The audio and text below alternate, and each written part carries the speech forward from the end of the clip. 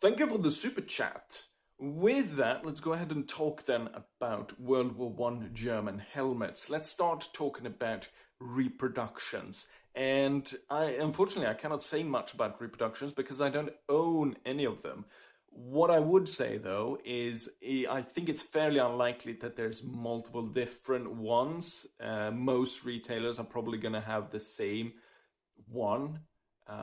So in terms of that, it's not like you're going to be able to, I don't think there's going to be like you're going to be able to find one that is better than the other because simply there's not enough different manufacturers of that. What I can speak on though is restored originals, where I actually own two of them. This one I purchased quite recently from an English auction house. So when you guys was scrolling on TikTok, I was scrolling on online auctions, and I able to got this one, a restored original M16, for less than $100. So a pretty good find, I would say.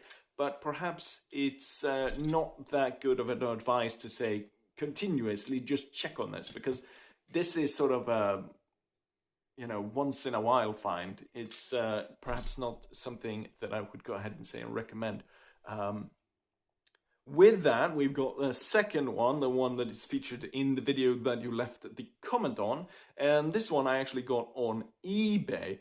I wouldn't recommend that either. I made a whole video about the problems I had with this one. And in fact, the seller on eBay stopped selling them on eBay, but just because of the problems we had.